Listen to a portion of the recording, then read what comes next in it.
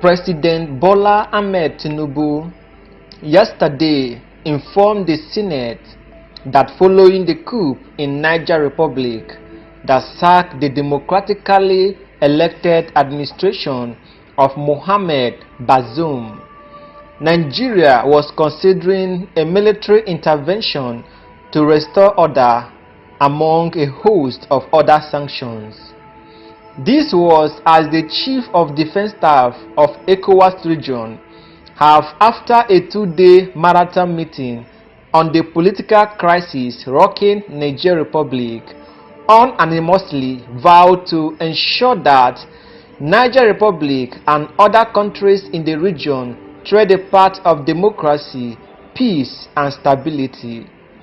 Meanwhile, the federal government yesterday shut down the Nigeria-Niger borders against movement of goods and people into the country. The Nigeria Customs Service also disclosed yesterday that its personnel have commenced strict compliance of the closure of the Nigeria-Niger Republic border in Katsina State. President Bola Ahmed Tinubu stated that the sanctions were part of the resolutions of the emergency meeting by ECOWAS in Abuja last Sunday, during which far-reaching decisions were taken.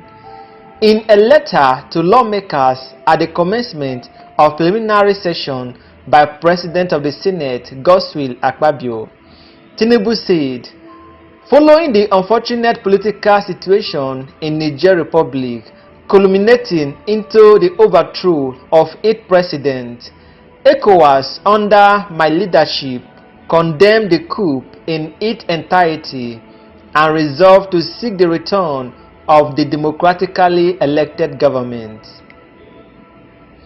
In the letter tagged Political Situation in Niger, it was disclosed that in a bid to restore peace, ECOWAS convened a meeting and came out with a communique.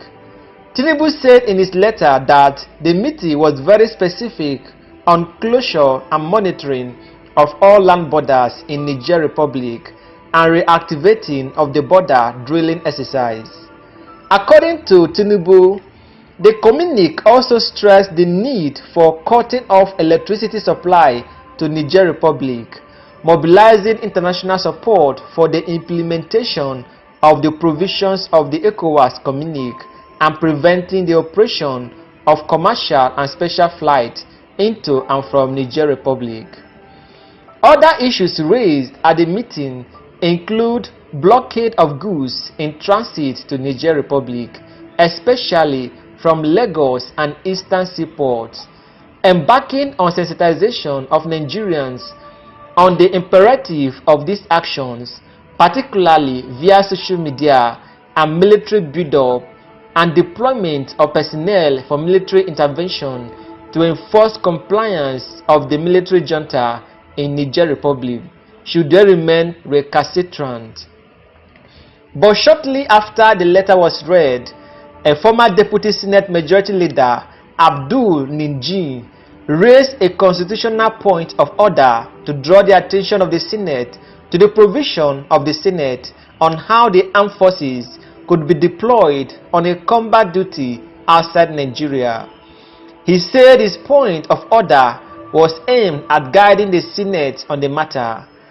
Abdul Ninji read Section 5, Subsection 5 of the Constitution, which stated that, notwithstanding the provisions of Subsection 4 of this section, the President, in consultation with the National Defense Council, may deploy members of the armed forces of the Federation on a limited combat duty outside Nigeria if he is satisfied that the national security is under imminent threat or danger, provided that the President shall within 7 days of actual combat engagement seek the consent of the Senate, and the Senate shall thereafter give or refuse the state consent within 14 days. Addressing newsmen after the security meeting by the ECOWAS Chief of Defense Staff on behalf of his colleague, Nigerian Chief of Defense Staff General Christopher Musa noted that it has been an honor for him to preside over the extraordinary meeting on the situation in Niger Republic following the recent coup. The military chiefs had gone into a closed-door meeting last Wednesday. According to the president of the CDS of ECOWAS states, the members demonstrated an unwavering commitment to cause of peace and stability in the region during the meeting. He said, "Throughout our discussions, we have collectively recognized the gravity of the situation and the urgent need for a well-coordinated response.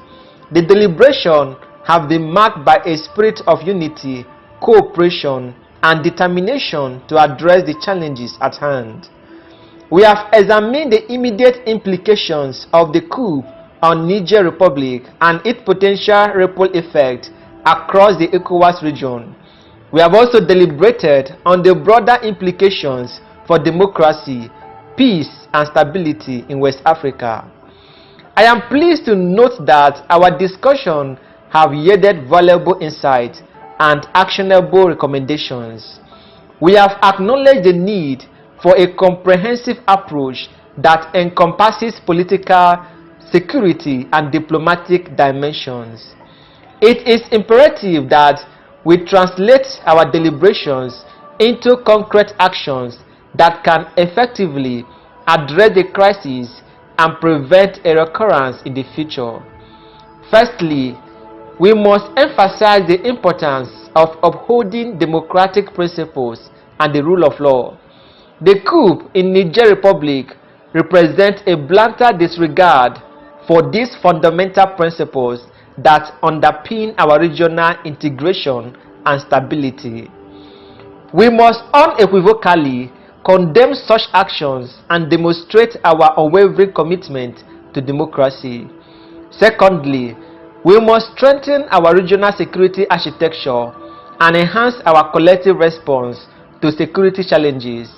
The coup in the Niger Republic has highlighted the fragility of our region and the need for a robust and proactive security framework. We must enhance intelligence sharing, joint training exercise, and capacity building initiatives among our defense and security forces to effectively combat threats to our collective security and enhance interoperability. Thirdly, we must intensify our diplomatic efforts to engage with all relevant stakeholders. Dialogue and negotiations should be at the forefront of our approach in resolving the crisis in the Republic of Niger. We must engage with the transitional authorities, civil society organizations, and other key actions to foster an inclusive and peaceful transition process. However, it is crucial to recognize that the success of our deliberations depend on the implementations of the recommendations we have formulated. We must ensure that the decisions taken here today are not mere rhetorical but are transformed into tangible actions on the ground. To this end, I call upon each member state to take ownership of the agreed upon measures and work diligently to implement them towards finding solutions to the situation in the Republic of Niger. We must also strengthen our coordination mechanism within the ECOWAS framework. The ECOWAS Committee of Chiefs of Defense Staff should continue to serve as a platform for regular engagement, information sharing, and joint planning. We must leverage our collective expertise and resources to address emerging security challenges promptly. Let us remember that the success of this meeting will not be measured by the words spoken here today, but by the actions we take tomorrow and in the days to come. Let us seize this opportunity to make a lasting impact and ensure that the Niger Republic and the entire ECOWAS region can progress on the path of democracy, peace, and stability. I urge all to prioritize the implementation of the recommendations that have been put forth during our deliberations. This requires a concerted effort and a sense of urgency. We must allocate the necessary resources, engage relevant stakeholders, and monitor progress to ensure that our decisions have a tangible impact on the ground. Addressing the military generals, Permanent Secretary, Military of Defense, Dr. Abubakar Kana said, "I must commend all the CDS for yielding to our call for this meeting. Thank you for accepting to work together in the interest of ECOWAS. Nigeria, through the leadership of Bola Ahmed Tinubu, is working to ensure democracy. Military option is the last option." We are waiting for the call from CNC to move, and armed forces shall move. Military is ready to respond. Thank you all for a robust plan to work together.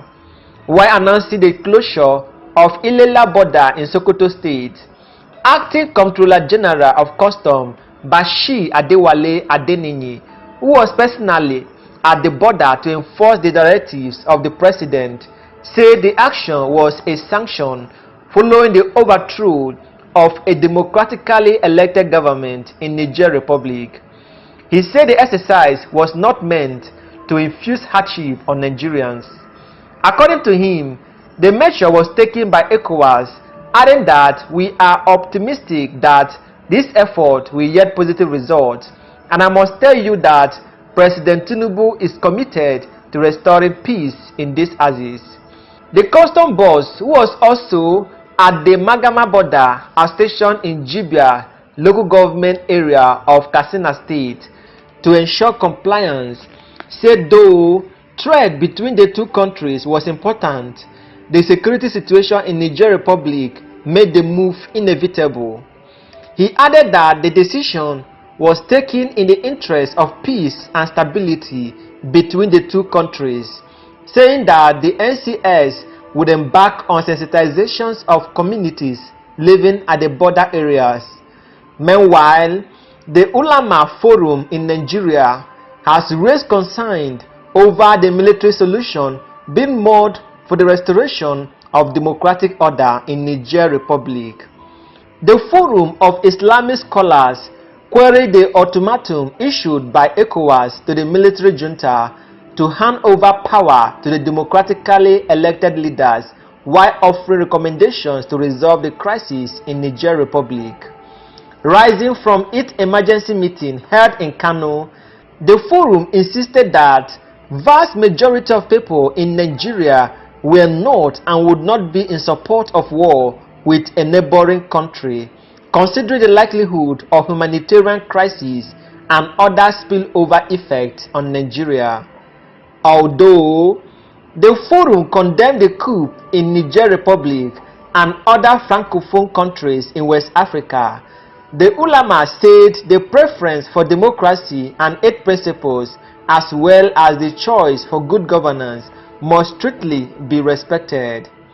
In a letter signed by 25 members of the forum and made available to journalists in Kano, they insisted that the federal government and by extension the ECOWAS should retract from treading the undemocratic path of issuing trade as solution to the unfortunate development.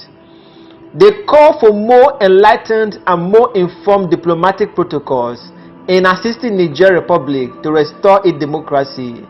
The forum added, saying, Nigerian National Assembly should wake up to its constitutional responsibility of critically looking into this issue and exercising the necessary check on the executive and prevent Nigeria from going into needless war. Faith-based organizations in the country from across the faith should embark on preaching for peace in the region and maintaining the good neighborliness that has long existed between Nigeria and Niger Republic. The Ulama Forum calls upon the Muslim Ummah to embark on earnest prayer for Allah's mercy in touching the heart of our leaders so that they listen to the voice of reason and not succumb to the influence of subterranean hands. It is vitally important for the Nigerian government to consider its current formative stage and the security threats that are spread all over the nation, which are stretching its resources and capabilities than to rush into an avoidable conflict with a neighbor at the behest of global politicking. The forum commends the latest diplomatic initiative of sending envoys by ECOWAS to engage the military leaders of Niger Republic in a robust and constructive dialogue. This is indeed the right way to go, and it should be exploited to the maximum extent, the statement concluded.